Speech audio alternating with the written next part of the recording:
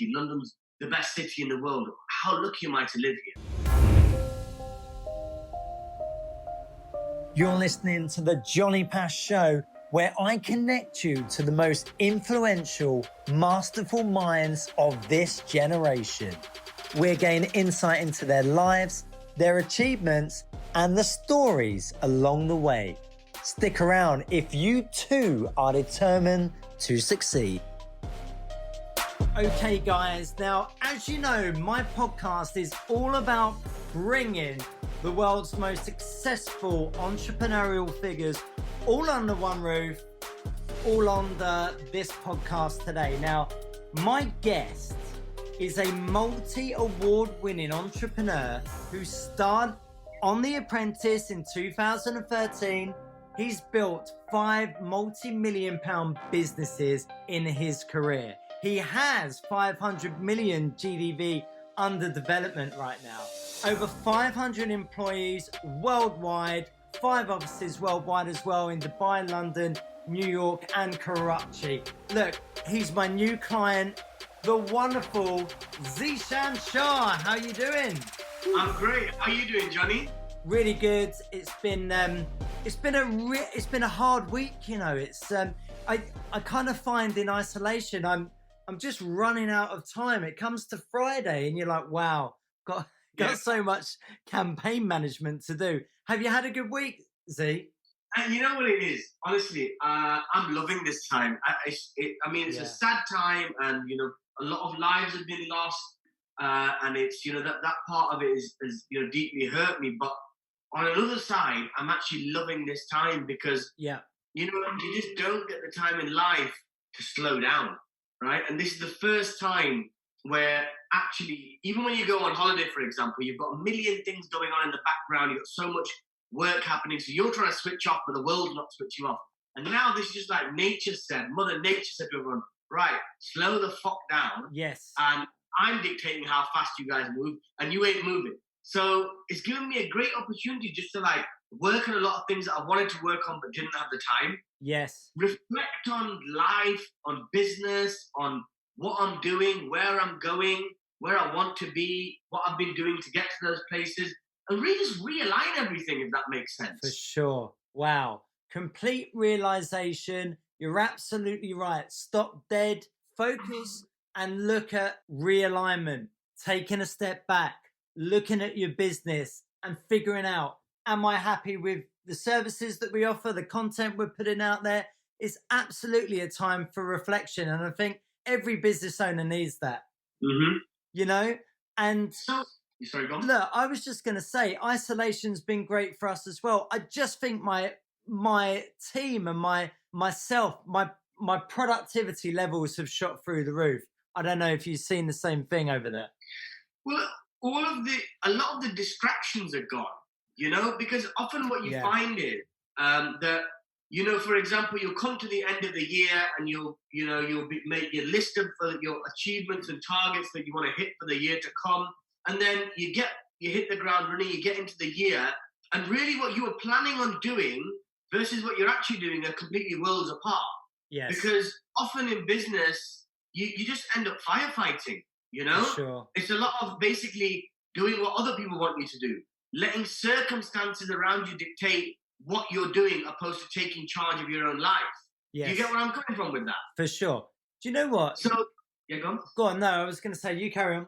So, this has given me the opportunity, and I'm sure a lot of other people who are productive people and take life in a positive manner and take every opportunity in a positive manner, to really slow down and, all the firefighting's gone for a second and just say, right, okay, but in the big picture, where am I trying to go? Where am I at right now?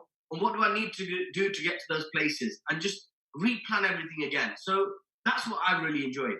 Absolutely. I'm so with you on that, buddy. And just listening to yourself there, and we haven't spoken before, but we might have done in the past actually, because I've personally known you, I think, from kind of LinkedIn and everything that you did at One Investments back in the day. I see that you are extremely busy. You're a massive grafter out there. But listening to yourself now, I'm kind of gauging that you're actually quite a spiritual figure as well. You believe in spirituality, I'm guessing. And do you? Can I ask? Have you read The Secret in the past, and do you meditate and stuff like that? Well, I haven't read The Secret, but I completely understand the principles 100%. Right? It's all about you think is what you get. You think negative, you're going to get negative. You think positive, you're going to get positive. The world comes around you to attract the things that you're thinking about. Yes. That's in essence what The Secret is, right? Yes. Yeah. So I understand the principles of it. And to say I'm spiritual, yes, you're right. Because I think the most important thing in life, and you realize this over years as you grow up, I've lost hair, and with it, I think I've gained a little bit of wisdom. And one thing you realize is that the most important thing in life is being happy or being content. Yes. Right? And yes, for someone like myself, someone like you, entrepreneurs, success is something that gives us contentment and happiness, but often it's also like the exact opposite. It's also what keeps us on our toes and always rushing and trying to hit the next milestone. So, just like you say, whether it's meditation or whether it's just slowing down and enjoying your time and enjoying what you have, I think that's very important. No, for sure. And it brings you more success, a clear mindset, a clear mind. It all adds up in the big picture. Being able to appreciate the moment and appreciate the day that you're in. And one thing that I found really works for me is gratitude. Yes. Is, reminding myself of the small blessings that I have in life. The big blessings, the small ones, all of them. Literally, when I say reminding myself, is counting them out to myself. Waking up in the morning, wow, I live in a beautiful city. London's the best city in the world. How lucky am I to live here? I've got a roof over my head. Look at this wonderful home I live in. My children, my family, my car, I've got a wonderful breakfast to eat. All these little things, and it keeps you in a positive frame of mind, I find. Do you know what, Z? You've just absolutely reminded me of a spiritual technique that I really need to follow up once again. I used to have a gratitude book on my desk. Now going throughout the day, I would fill it in, and I'd have probably about 25 or 30 different gratitude experiences that I've written down in this book. And even though I felt like I had possibly a very stressful day, I then looked back over the book, and I just couldn't believe how many great things, only small great things, happened throughout that day. So you've actually just prompted me to do that again. I think because my office is my kitchen at the moment with whiteboards everywhere and notepads everywhere, I haven't actually been able to follow on that practice. So thanks very much for reminding me on that, for sure. Just to elaborate on that slightly, basically, in terms of you're having it's going back to that secret, you whatever you think is what you attract, and the world energy comes to give you it. So let's say you're having a bad day, right? When you're having a bad day, it could be for any reason. You could it's not that something bad happened to you, you're just in a negative mood for some reason, right? You woke up like that and something happened and you snapped, and it's just triggered off a whole series of negative events for the rest of the day, right? And that, when you're in that mindset, everything around you, everything you look at, everything seems to be going wrong. You look at everything from the negative aspect. But if you have that mindset of gratitude where you're listing your things out that you're grateful for, and you're looking over them, whether you've written them down or they're a mental note, and you go back to that place and you visit them, that can bring you back onto the positive mindset straight away. Got you. You're so right. Do you know another thing as well? I don't know if this is like yourself. It's probably definitely like yourself. You've got so many businesses and so many colleagues working for you, and so many aspirations of where you want to get to. I'm very similar as well myself, and I'm always focusing on the next thing. But do you know what? It's so hard to forget how grateful we need to be on where we've come and everything that we've achieved. How can we kind of stay on that even kill? I don't know. It's that's kind of like catch-22, isn't it? Yeah. So what makes a hyper successful entrepreneur is that will and desire to keep driving forward and never be satisfied. Yes. Right? So yes, it's important to live in the moment and appreciate what you have, but you also can't lose that drive of, I want to keep achieving. I I know, is that we literally have to, we just have to kind of trigger back and shake ourselves up and actually look at ourselves and be like, actually, look what we have achieved. I'm so grateful for it, and let's lead on to the next best thing. Um, Look, I want to firstly say congratulations on the ABA winner International Entrepreneur of the Year 2019. That's fantastic. Thank you very much. Thank you. Like, how did that come about? What did you need to do, business wise to achieve something so great like that? So that award was the Asian Business Awards in London, and they gave me the award they gave me was the penultimate award for the night, which was the International Entrepreneur of the Year. Right. And their reasoning behind it was that 3 years ago, end of 2017, I started a business developing real estate in Pakistan. Okay. Which at first it doesn't sound like your typical real estate market that you'd go for, but it's actually a very interesting real estate market, a very dynamic real estate market in Pakistan, and it's had great growth over the last 10, 15 years. Yes. I mean, you talk about property price, doubling every 4 years, I'd say. Right. So constantly over the last 15 years, every 3 to 5 years, double. Wow. Anyways, there's a huge investment China's making into Pakistan as part of their Belt and Road initiative. Yes. Belt and Road, the massive $4 trillion project. They're investing $62 billion into Pakistan. They announced that in 2015. They've already deployed about half of that. I think they've deployed about 27 or 28 billion so far. Wow. And as part of it, there's a port city in the southwest corner of Pakistan, which they've leased from Pakistan for a period of 42 years. And it's been designated a special economic zone or a tax-free zone, a tax haven per se. Okay. And it's located right at the opening of the Strait of Hormuz, about 300 miles straight line distance from Dubai. Yeah. And basically what China's doing is their trade currently with the Middle East, and especially all their oil, it comes out of the Middle East, goes all the way down past Pakistan, past India, all the way around through the Straits of Malacca, past Singapore, and comes back up to Tianjin port, Shenzhen, etc. And that route's about 13,000 kilometers. But wow. Pakistan and China have got a border to the north of Pakistan. So what they're doing is they're connecting China via rail and road down to the Gwadar port, which reduces the shipping time for Chinese goods by about 85%. Right. So as soon as this was announced, I went there to make an investment for myself. Yeah, for sure. When I got there, the way the developers were working, I was just like, I'm not comfortable. And as someone who's I'd say I'm quite a big risk taker. Yeah.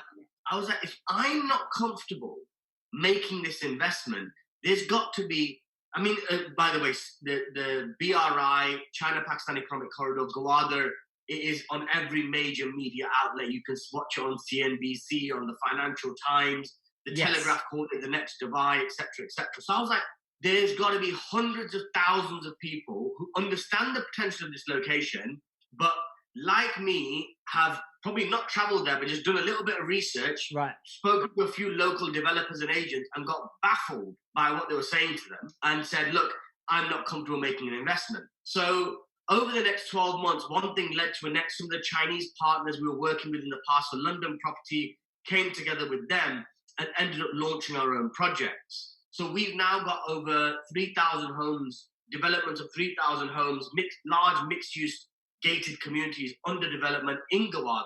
Yes.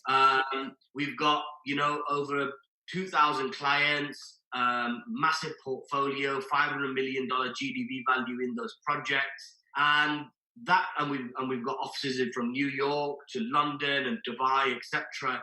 And that company and that success was the reason why they gave me the award. Amazing. As the International Entrepreneur of the Year.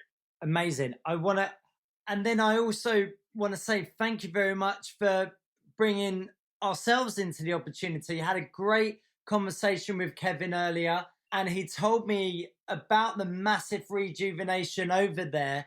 Can I just say that obviously this is going to be tipped to be the next Dubai. It's going to be the next amazing big thing. And I know that they mentioned that the development is probably going to take 20 to 30 years. And I wanted to just say to you, is this basically 100% going to go ahead and get built and get structured? Because you know what it's like, Z. We saw so many opportunities in Dubai where they basically ran out of funding and they couldn't finish off the development, and it just delayed many years. Are you going to have that same situation, or is it all going to be, well, nice and smooth, I'd like to say? Well, in life, nothing's ever smooth, right? Yeah. I think you always set out to have things smooth, but you quickly learn in life that nothing ever goes to the plan. You have your plan, life has its own plans. However, what I will say is that, this is China. Yeah. And we all know what China does. They don't talk much, they action. That's true. They are the greatest growth story in the last 20 years. They've taken what I think the statistic is about 800 million people out of poverty. Wow. Right? They've developed the fastest growing economy in the world. They've developed a whole new world, basically. They're the emerging world power. I was recently reading a report that by 2030, their economy is going to overtake America, and they'd be the largest economy in the world. Wow. So, it's one thing. One thing is, I often say this to people. If it was a Pakistani dream, I'd say it's risky. Yes. Right? But it's still an opportunity. But this is a Chinese reality, and they don't muck about. Amazing. No, amazing. I'm really excited. And the point is, they've deployed already out of the 62 billion commitment into Pakistan. They've already deployed the best part of 30 million. I believe it's 28 billion the last I checked. Wow. So it's not pie in the sky. In 5 years, they've deployed $28 billion. Wow. Mm-hmm. That includes, as part of that, was the development of the port, was the development of the free zone, was a brand new international airport, which is about 2 years away from completion, which will be the second largest in Pakistan, which is being built in Gwadar, which is was only a city of 50,000 people in the beginning. Now it's about 150,000. So massive, massive investments that they're undertaking. Amazing. Really excited about this. And obviously, next generation are going to contribute as much as we can to obviously spread the awareness and drive solid investors your way. So no, I'm delighted to be a part of this. I wanted to obviously touch on the word of success and what I feel for yourself, which has contributed massively to your success, is your peer group and your networking. Because to grab an opportunity like that, you must have solidly been out there connecting with all of the right people, speaking to the right people, creating opportunity. How important is it to solidly network to achieve success? You know what? I think networking is important, but more important than networking, before, like, if it's a step-by-step process, before networking comes building up your own capabilities. Right. So you can have the best network in the world, but if you don't know how to convert that network into win-win opportunities where you can benefit yourself and benefit those other people, you ain't going to get nowhere. Yeah, for sure. So the most important thing before you even get onto networking is to build a talent set of your own. There's a quote that really resonates with me, is that success is when preparation meets opportunity. So that network can be part of the opportunity as well. But first, you need the preparation. You need to be ready for it. You need to have the experience. You need to identify opportunities. You need to think outside the box, right? After you've got the idea and you've got everything, you can assemble the people around you. At the end of the day, there is an abundance of capital in the world. There's an abundance of ideas in the world. Yes. What there's a shortage of is executors. Yeah, right? Action. You've got a great idea. Okay, great. There's a lot of money around. But where is the person who's going to execute that idea? That's what you need to build in yourself. Absolutely love that. And what I'd like to ask you, of the many employees and the many companies that you have under your belt, mm-hmm.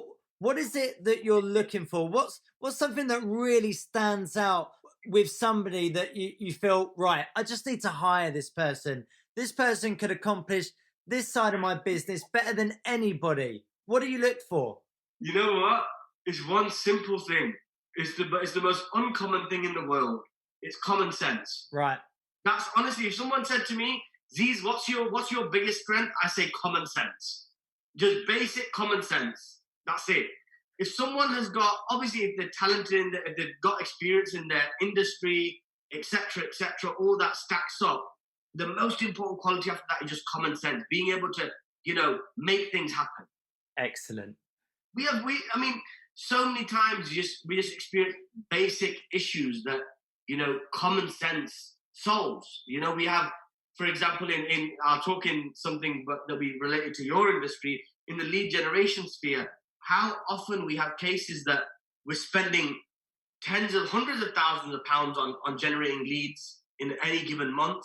We're generating these leads, and they weren't in the CRM software. They weren't coded correctly to be distributed correctly. So we've got 500 brand new leads unallocated. Wasted. I find out a week later. Common sense is, bloody hell, made all this effort, making these creatives, making this campaign, getting it running, optimizing it. Bloody just check at the last hurdle to make sure they're going to somebody. No.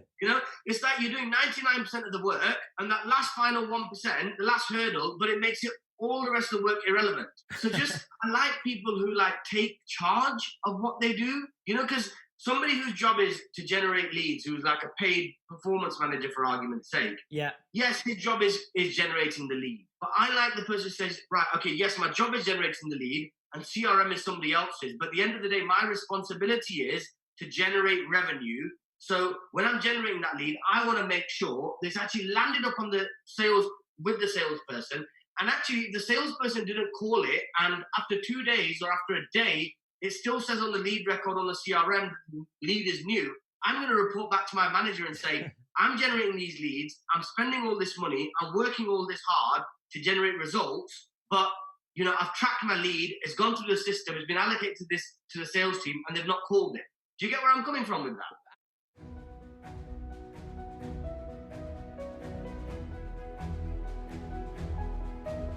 Hi guys, this is Kevin, MoneyBetPLC.com. How are you? We have developed one of the few trading application platforms for the cryptocurrency market. We're going live September of this year, 2020, on the Malta Crypto Exchange. Bitcoin was up over $1,000 yesterday, June 2nd, in 30 minutes. It's up 5.7% for the day. Ethereum was up 3.7% for the day. These are the fastest moving markets on the global worldwide exchanges. Get involved now. Finish out the year 2020 on top. MoneyBetPLC.com.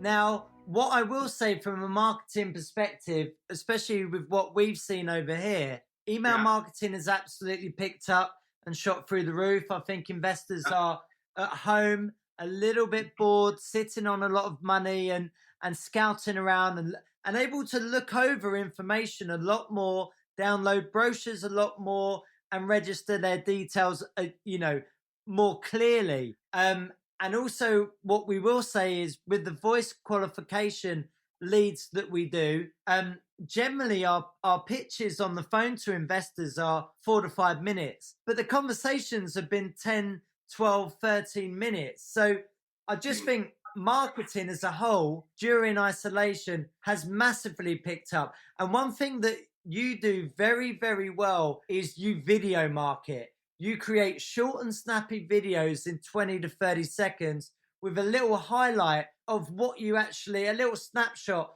of what you want to discuss. And those videos that you're producing at the moment are way more attractive than a lot of the traditional marketing that we're doing at the minute. The long form content. For sure. Mm-hmm. And this takes it back to Facebook leads, Facebook ads manager. We're doing loads on video marketing, social retargeting, we call it. But it's just tremendous, the growth on that side. And I think over time, it is all going to switch to social. Well, the thing is that the ways you can market on social, if you understand that landscape and if you know how to communicate with people, is like you can take somebody through the journey and prep them 90% to buy, throughout that lead generation process. Yeah. You know, you can, for example, on Facebook, you could define your target audience, then target them with a video that shows them what you want them to see, or shows them what they should be seeing in terms of, let's talk about example about let's say we're targeting a certain area in London, right? Yes. And that area has got great press right now, saying that in the years to come, it's going to be a hotspot. Yeah. So you can show an investor that short form video of 1 minute of this news clip, BBC saying this is the next property market, next hotspot of London, blah, blah, blah, etc. Yes. So the target person has just watched that video and said, wow, that's interesting. Next thing, you target them saying, okay, if you're interested in investing in this area, which you saw a video about a few hours ago or yesterday, click here and we'll get back to you. So when that salesperson now contacts that person, it's a very organic process they've been through. Yeah, for sure. You know the best videos that do so well with our campaigns?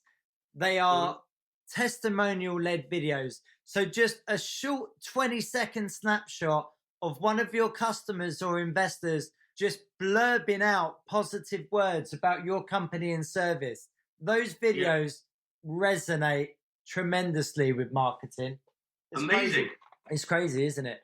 So something to certainly look at for you guys moving forward when we, build up this partnership.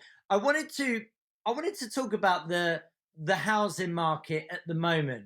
Now, it's obviously it's changed tremendously with a lot of these online viewings of recent properties. I actually feel that it's improving the quality of the sale, because investors are sitting there in their living room and they've just been sent a 1 or 2 minute video just displaying all of the benefits of the property and viewings of the rooms and the square footage and everything else.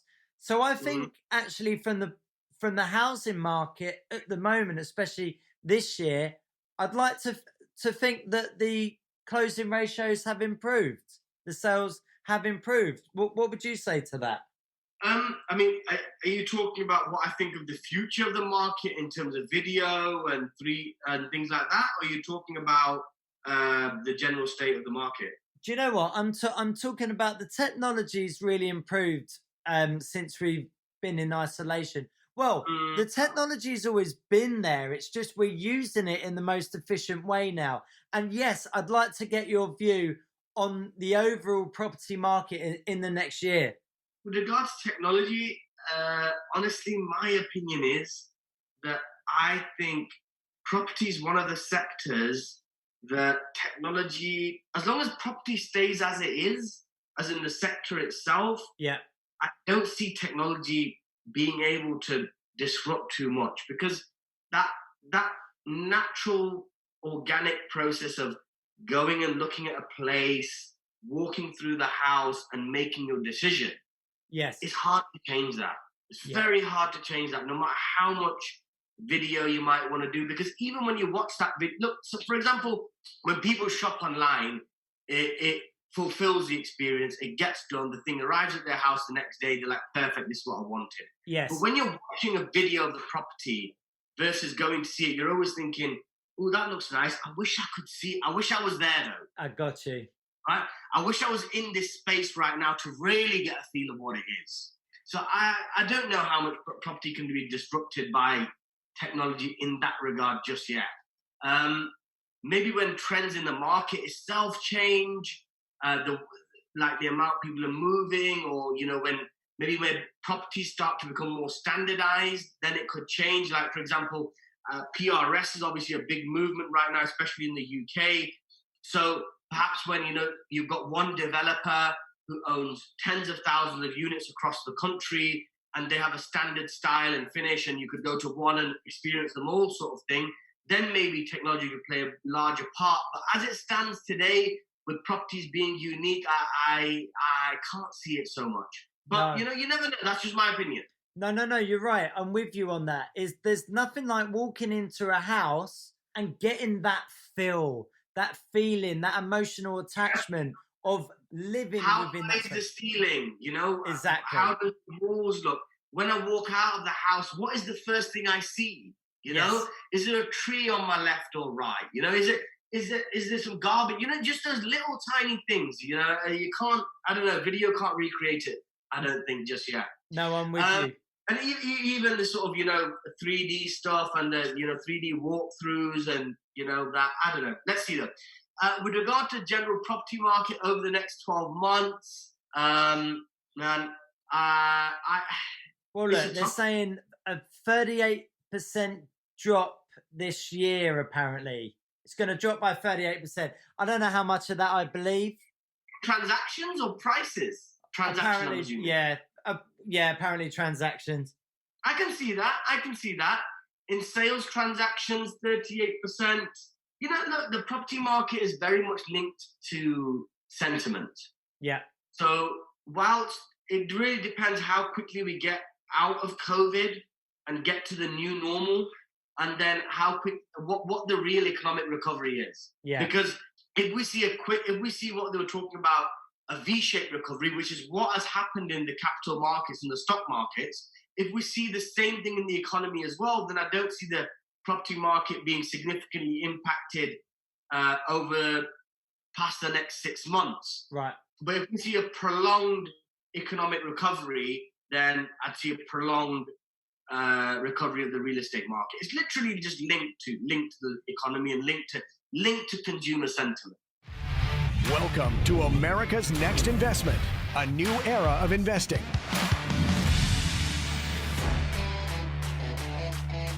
Hi guys, it's Johny Pach here again, and I'm back this time to host a brand new show with a brand new podcast for America's Next Investment.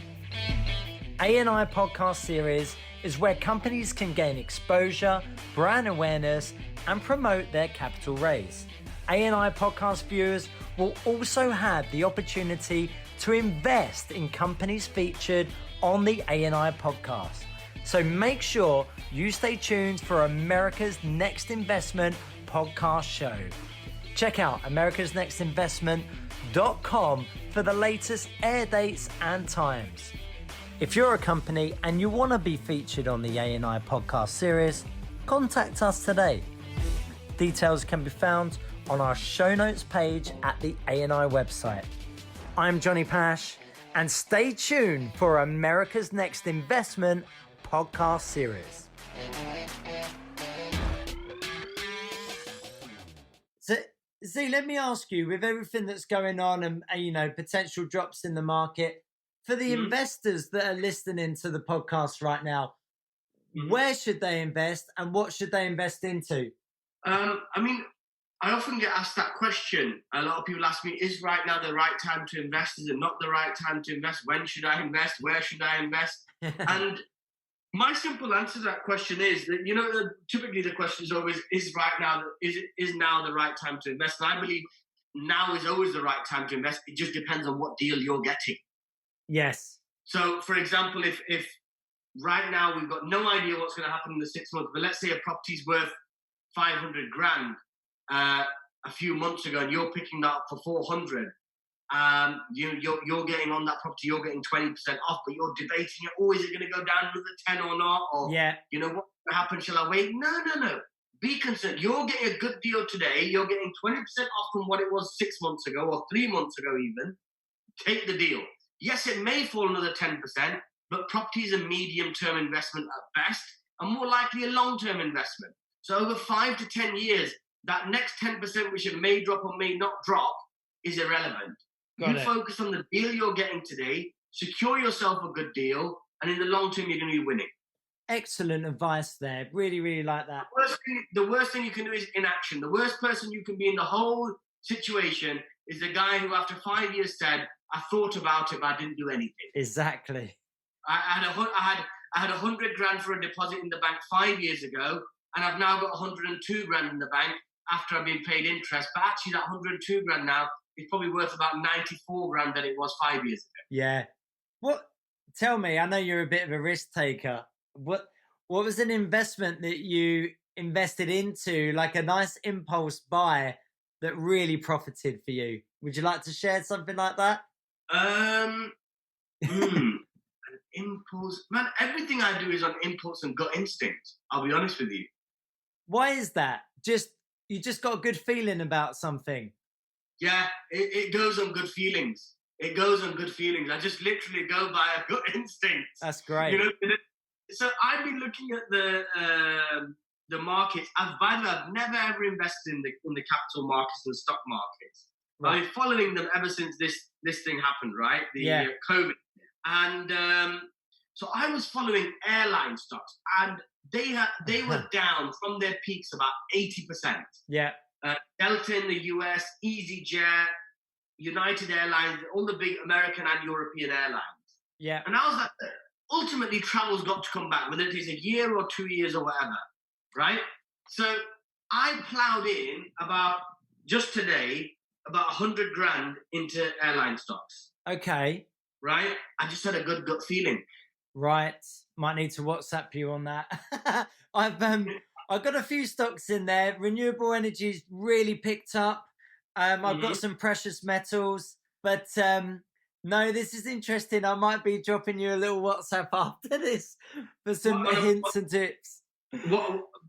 Please do so. It's my first venture into it, and I got a little bit carried away. That was a big meaty first, see? That was a big whopping first deposit you put down. But Johnny, they're all blue chips. Yeah. So the way I see it is that, look, I don't mind sitting on that for 2 years, 3 years even, right? Yeah. Ultimately, still now they're 60% below their peaks. Whether it takes 2 or 3 years, they're going to go back to their peak. Yeah. I mean, look, are people going to stop flying? Are people going to stop holidaying? There was a survey out a couple of weeks ago, and it asked people 2 questions in the UK. Are you planning on holidaying in the UK this year, right? Because of all the COVID stuff, you can't travel abroad. Are you planning? 30% said yes. They asked them, if you could, or if regulations allow, will you go on a holiday overseas this year?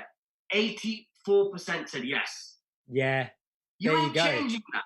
You can change whatever you want. You can say people are not going to return to offices anymore because they've found out they can work from home. I don't believe it, but you can argue it, and I'll concede some points to you. Yeah. Right? You can say to me people are going to, not go on cruises anymore because cruise ships were where the pandemic started and not pandemic started, but we're a hotbed of pandemics, and cruise ships aren't going to recover from this. It's going to be a completely different industry. I could argue with you, but I'd buy into it. Holidays, international travel, give it 24 months, it's going to be back to where it was. So your advice right now is obviously for investors to, put their money into the airlines for sure. I think so, definitely. It makes sense. It's a no-brainer. Yeah, it's a no-brainer. A good investment. Man, honestly, I've probably had one investment where I've lost money. All the rest of the investments I've made money. Well, look, this is my kind of psychology behind it. You have to go into investment opportunities like you're going to lose 5 or 10K. Mm-hmm. Do you know what I mean? It's such a negative thing. It's like, here's 5K, but I shouldn't be afraid to lose that. Do you know what I mean? It's that kind of weird psychology on investments. Look, you've got to take calculated risks in life. You've got to have your bases covered. You've got to know, right? Okay, so this is the capital that I've got that preserves my lifestyle. It pays for all my stuff, right? This is a spare capital that I've got to invest, and then you've got to speculate with that money. Yeah. You've got to be willing to take risks. You've got to speculate to accumulate. So you're saying, right, this is my safety pot. I've got that sorted. The rest of the money, you've got to go out and gamble it. I know. If you want to make money, you've got to be willing to put it on the line. You've got to be willing to take those risks. No, absolutely, for sure. I want to go off tack slightly. I want to know about The Apprentice 2013. How did you get on? What did you think of the show? Man, it was the worst fucking advice anyone ever gave me. My cousin called me, right? It was a brilliant show. It was great fun, but the starting of it was the worst advice I got. My cousin called me. I think The Apprentice was airing. I probably watched one series in my whole life. Yeah. And my cousin said to me, he's like, bro, you really need to go on this show. You'd win it. Fucking damn wrong. So anyways, I randomly applied for it. right? After he said that, because I'm an action taker. That's another thing in life that's very important to be, is someone who takes action. Most people, they'll have 10 ideas or 10 suggestions or 10 things to think about to do, and out of 10, they won't do all 10 of them. Me, I'm the guy who has 10 things I think about, and I'll do 7 of them, okay? So he told me this thing, and I thought, wow, that's actually a great idea. Next thing you know, within an hour of him telling me, I've actually applied to do it. In 2 weeks of that, I've had a notification saying, right, we've invited you in for an interview. So I'm like, right, I'm going to be one-on-one with Lord Sugar over here, telling him why I should be on The Apprentice. Well, not Lord Sugar, but, the senior production staff, I thought. Yeah. Put my best suit on, turned up, and it's like an X Factor audition. And I'm like, bloody hell, what's this all about? They told me I'm invited for an interview. This is fucking misleading. Oh, my God. And literally you sat there, and there's like hundreds of people, and they put you in these batches, and they send you into these interview rooms, and they say, right, we're going to call a number, and you're 10 people in a room, and you all get given a number, and they say, we're going to call your number. When we say your number, take a step forward, and you got 30 seconds to tell us why you should be on the show. Wow. And all that happened is that I got into this room, and I'm like, this is crazy. No one's even prepared for this. They've all thought they're going to have an interview, right? A sit-down interview, and you're saying they've got 30 seconds with a room full of people. Wow. It's obviously part of the process, how they create all the madness, right? And really put people on the spot. They want to see who the characters are. Yeah. And so what happened to me is that as soon as they called the first number, I don't know what went through my head, but I thought, that's me. So I took a step forward and started talking, and they're like, sorry, it's not you. It's the guy stood next to you. No. Yeah. So I looked back at him, and I'm like, oh, I'm sorry, mate. Go on then. And he goes, and they looked at me and said, look, just carry on anyway. I was like, no worries. So I'm like, bang, bang, bang, this, that, the other, really? That just stopped me. Listen, 30 seconds is up, mate. Great. And so I mean, from there on, it's an interesting interview process. So what they do is, from that room, they said, right, you and you, to me and somebody else, you stand on that side of the room. You stand on that side of the room. Okay, you guys go there now. You 8 go there now, and you 2 go over there now. Send you to a different room, and they sit you down. They don't tell you what's happening. Really? You sat there. So you're not sure. Am I the guy who's like, you 2 are absolute twats, and you're already out the process, right? Or are we actually going somewhere here? So you sat there confused, and then someone comes to you and they say, right, okay, so just follow me. And you're like, okay, so we follow you now. Am I leaving the building now? Is this my exit? And they follow you, and they sit you down with somebody who's got your CV now, your full application. No right? way. Yeah. And they're hammering through your application. Right, you said this. Is that bullshit? Is that bullshit? Really? Are you a liar? Is that true? Did you really do that? How did that happen? Blah, de, blah, de, blah. Wow. They go through that whole thing. And then after that, they take you to another room. It's so psychologically, it's such a game they play. They take you to another room and sit you down over there and say, okay, just wait here, sit here. And you sat in this room, which is a glass meeting room, and they put more people in that room too and say, you're not allowed to talk to each other. Wow. So you just sat there, but by the way, there's a story, there's a climax to the story, right? So you sat there waiting, and all of a sudden, like, after 2 hours, and you sat there silent with these people around you who are all other people trying to get on the show, say, okay, come through. You go and sit in this meeting room, and basically it's the senior production staff. At the time, I didn't know that. The senior production staff of the show, that's who you're meeting there. Right. The person downstairs, who you had your second interview with, has basically fully advised them on everything that you said in that first interview. Right. You know, when he was going to drill you, and they then drill you on the answers you gave to him. So where you were saying to him, I did do this myself, I did this, and that. They're drilling you on the answers you gave to him, and you're like, this is fucked up. Wow. Right? How are these people playing these games with me? They're talking to me about shit I've not even said to them. They're quizzing me on things that I've talked to somebody else about. Anyways, long story cut short, after that they say, again, they take you out of the room and they say, right, now you've got to go somewhere else and wait. Every stage, either you get ejected or you get sent somewhere to wait. So if you're sent somewhere to wait, which means you're moving on to the next stage. So I was sent to wait, then they put me in front of a camera. They said, right, okay, look, you've met about 4 people so far. There's hundreds of people involved in the production of this show. Yeah. What I want you to do is, in 3 minutes, with all your energy behind you, tell the camera what you're all about. Because this is what you've done today means nothing. This is what is going to be shown to the hundreds of people in the production staff, and they're going to decide whether you get on the show or not. No You're way. like, right, okay, fuck, let's go. I'm the best thing ever. I'm this, I'm that. I'm a conqueror. I'm Muhammad Ali. I'm the greatest thing since sliced bread. No one like me's ever been born. I'm the greatest businessman ever. Lord Sugar ain't shit. Blah, blah, blah, blah, blah. You know what that clip is? Go. It's the first clip they put out of every candidate. Yeah. So you're saying all that thinking no one's ever going to see this, amazing. Right? I'm not even going to get on this show. I've just gone through 2 interviews, right? This is internally for the production staff of the production company. So I've really got to put my all behind it, act like I'm the big hero. And next thing you know, you're on the show. 6 months pass by, you filmed it, and they're like, the first clips are out, and you go watch the first clip, you're like, oh fuck, no way. No, that's amazing. That's amazing. Wow. But it was a fun experience. It's a priceless experience. It was great fun, and I was famous for a few months. I love that. I've never heard the audition process described like that. I had Mark Wright on the other week. You might know Mark. He won it in 2017. Anyway, yeah. He went straight into the nitty-gritty on the show, but usually you just gave us the whole backstory to the audition process. And I was thinking maybe I might apply at some point, but fuck that. No way. Not now. The reason why I told you the background story, right, and about the audition is because that shows you the psychology of the show. Yeah.